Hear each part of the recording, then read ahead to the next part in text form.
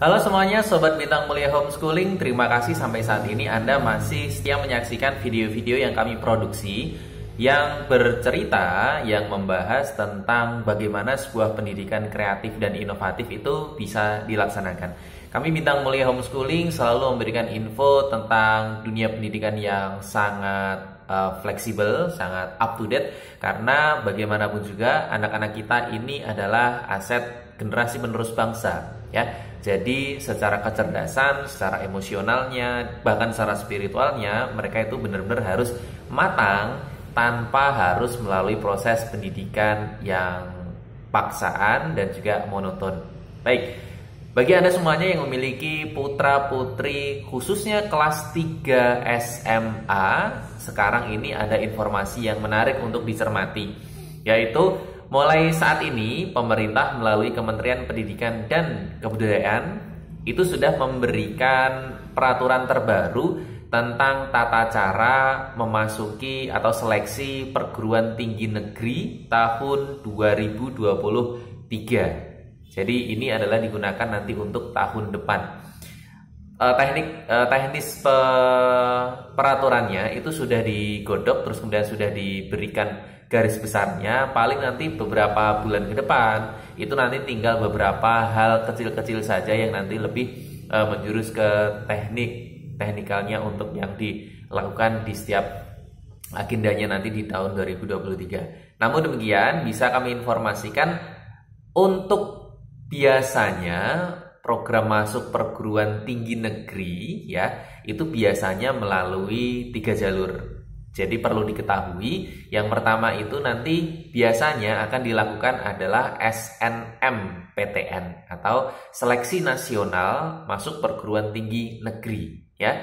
Namanya agak sama semuanya, tapi jangan sampai bingung. Yang pertama dilakukan biasanya adalah SNMPTN. Nah, jalur ini biasanya siswa-siswi kelas 3 itu masuk berdasarkan prestasi yang dimiliki. Bisa nilai rapornya, bisa menggunakan prestasi non-akademisnya. Nah, itu semuanya sudah ada peraturannya, sudah ada rinciannya. SNMPTN ini adalah berdasarkan tes, ya. Itu biasanya dilakukan di paling awal, tahap-tahap paling awal biasanya.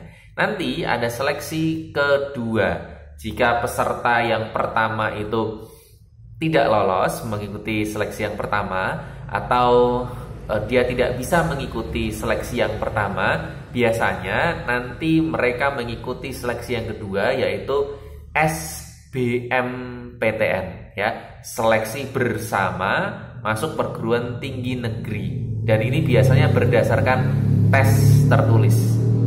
Maksud dari seleksi bersama ini adalah tes ini dilakukan oleh seluruh PTN yang ada di Indonesia. Jadi mereka hanya memilih beberapa atau memilih salah satu dari kampus pilihannya, beberapa jurusan pilihannya.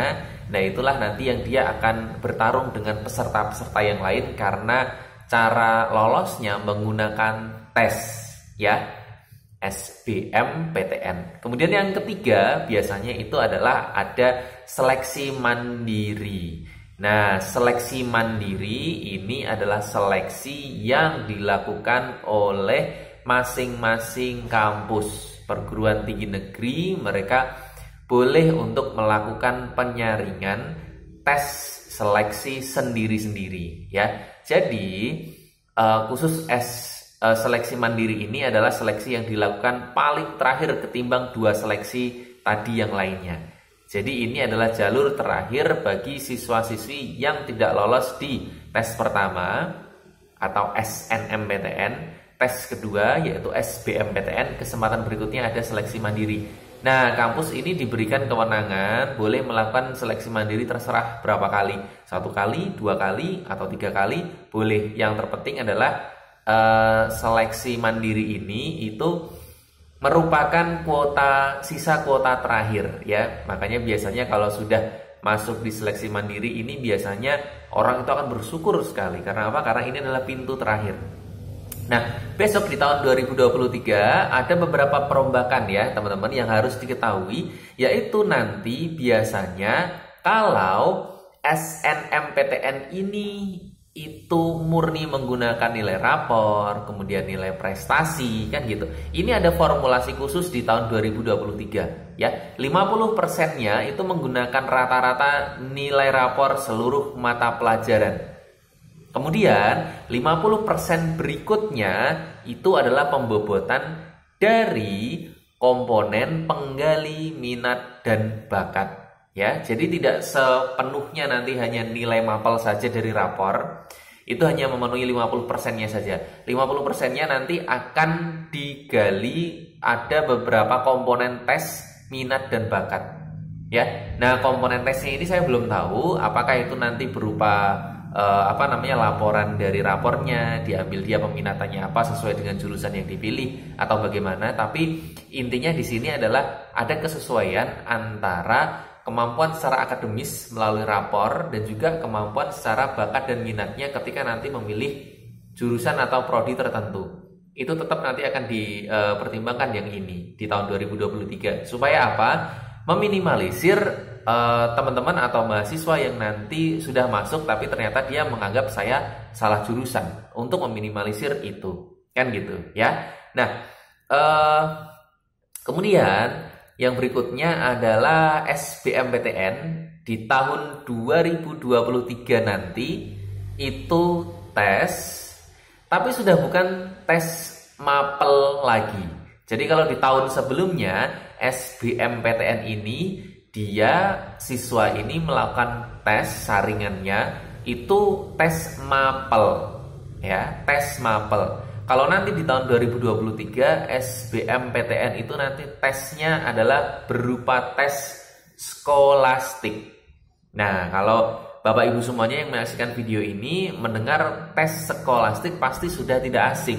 Karena ini adalah tes-tes yang biasanya memang dilakukan dalam rekrutmen untuk mencari kerjaan ya. Itu menggali siapa diri kita. Nah, untuk teman-teman yang masih sekolah, teman-teman SMA yang melihat video ini, tes skolastik itu apa sih? Tes skolastik ini adalah tes yang nanti komponennya itu terdiri dari 4 hal ya. Yang pertama itu adalah potensi kognitif ya. Potensi kognitif itu adalah IQ, cara berpikir kita, kan gitu. Kemudian yang kedua, tes berdasarkan penalaran matematis. Cara berpikir kita menyelesaikan masalah yang berkaitan dengan angka matematis. Kemudian yang ketiga, literasi bahasa Indonesia. Literasi bahasa Indonesia ini adalah cara bagaimana kita untuk menelaah sebuah perintah, sebuah kalimat, atau mengambil sebuah keputusan, ambil solusi gitu ya, yang berdasarkan komponen-komponen kebahasa Indonesiaan.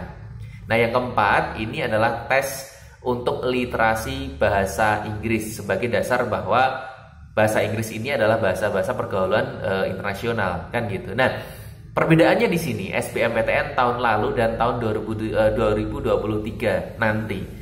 Biasanya tes mapel, sekarang adalah tes skolastik ya. Persiapkan itu karena tes skolastik ini itu nanti akan mencerminkan siapa kita, bagaimana cara kita menyelesaikan masalah, bagaimana tingkat pemahaman kita terhadap problem-problem matematis atau mungkin kebahasaan. Nah, itu nanti semuanya akan muncul di sana. Tidak sangat memungkinkan hasil tes skolastik ini nanti akan di-compare dengan jurusan yang kita pilih ya. Jadi kalau katakanlah Anda itu ambil jurusan yang eksak, maka harusnya hasil kemampuan penalaran matematis Anda dan juga potensi kognitif Anda itu harusnya nilainya bagus gitu. Jadi nanti akan terlihat kesesuaian antara kemampuan yang kita miliki dengan jurusan yang kita pilih. Begitu. Nah, kemudian untuk tes berikutnya yang tadi ada tes jalur terakhir yaitu seleksi mandiri oleh masing-masing kampus, itu masih tetap diadakan, tetapi dengan peraturan yang makin ketat. Karena apa? Seleksi mandiri, sorry to say kawan-kawan ya, tahun ini itu muncul kasus ya, terungkap kasus bahwa salah satu rektor PTN itu menerima suap dalam uang jumlah tertentu itu dari calon peserta atau mahasiswa, calon mahasiswa yang ingin masuk ke jurusan yang bonafit.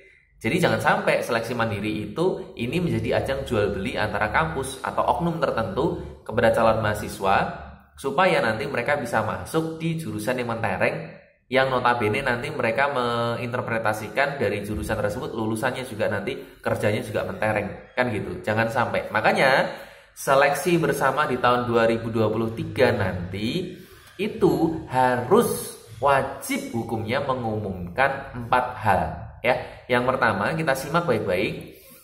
Yang pertama itu adalah jumlah mahasiswa yang akan diterima di masing-masing prodi dan fakultas. Itu kebutuhannya berapa? Itu harus diumumkan jelas supaya transparan ya. Kemudian yang kedua, metode penilaian calon mahasiswa ini, apakah itu tes secara mandiri atau kerjasama tes melalui kampus dengan pihak lain misal ya kan, itu harus menggunakan hasil seleksi nasional berdasarkan hasil tesnya itu ya. Hasil tes itu lagi-lagi menjadi poin utama kalau Anda nanti mau mengikuti yang seleksi mandiri. Jadi betul-betul transparan. Yang ketiga ini terkait dengan besaran biaya atau metode penentuan besaran biaya yang dibebankan kepada calon mahasiswa ini itu harus jelas. Ini menyangkut kasus tadi yang saya ceritakan. Jangan sampai ada anggapan bahwa kalau saya itu berani bayar besar di seleksi mandiri ini, maka peluang saya untuk diterima sebagai mahasiswa itu besar. Karena saya tadi sudah nyumbang, sudah bayar banyak ketimbang calon mahasiswa yang lain. Jangan sampai ada stigma seperti itu. Kemudian yang keempat, ini adalah calon mahasiswa ya atau masyarakat itu diperbolehkan untuk menjadi whistleblower ya atau peniup peluit ya. Ini adalah istilah. Maksudnya masyarakat nanti boleh kok mengadukan ke pemerintah ya kalau ternyata di kampus tersebut, di PTN tersebut melakukan seleksi mandiri melenceng dari 3 hal yang sudah saya sebutkan tadi di atas sebelum ini, kan gitu. Sehingga masyarakat itu nanti boleh aktif untuk melakukan pelaporan kepada pemerintah. Ternyata si kampus X ini tidak melakukan seleksi mandiri secara transparan misal, kan gitu. Nah, itulah kawan-kawan yang harus diperhatikan jika nanti Anda atau putra-putri Anda itu termasuk jadi calon mahasiswa yang nanti akan masuk di perguruan tinggi negeri di tahun 2023 ya, harus diperhatikan. Tapi kalau menurut saya, kalau Anda pengen ke PTN silahkan, karena memang di Indonesia itu masih ada perbedaan antara PTN dan PTS ya, dengan segala macam plus minusnya tentu. Silahkan Anda memburu PTN, boleh jika nanti ternyata Anda, anak Anda atau siapapun yang memang ternyata dari 3 jalur seleksi ini itu tidak masuk ya. Jangan berkecil hati, artinya Anda itu enggak langsung dijudge sebagai siswa yang bodoh, bukan. Hanya saja mungkin dari segi kuota, jumlah mahasiswa yang diperlukan itu ternyata berbanding tidak lurus ya dengan jumlah peserta ujiannya, kan gitu. Ini hanya hitung-hitungan matematis saja, jadi tidak perlu khawatir. Anda boleh masuk ke PTS, pilih PTS yang betul-betul bagus pelayanannya menurut Anda, lalu kemudian dari segi biaya juga masuk ya, oke hitung-hitungannya. Lalu kemudian di sana Anda belajarlah dengan sangat-sangat tekun. Bukan hanya fokus pada ilmu-ilmu Anda saja, hanya textbook saja, tapi kuasailah bagaimana cara berkomunikasi dengan orang lain, bagaimana membangun jejaring dengan orang lain. Nah, maka Anda itu nanti juga tidak kalah dengan lulusan-lulusan lain dari kampus-kampus yang bonafit tadi. Kenapa? Karena setiap lulusan nanti yang menentukan masa depannya itu bukan alma mater kampusnya, tapi kemampuan Anda sebagai seorang sarjana ya atau diploma itu untuk memberikan solusi-solusi yang nyata kepada mereka yang ada di dunia kerja, dunia jajaran manajemen perusahaan.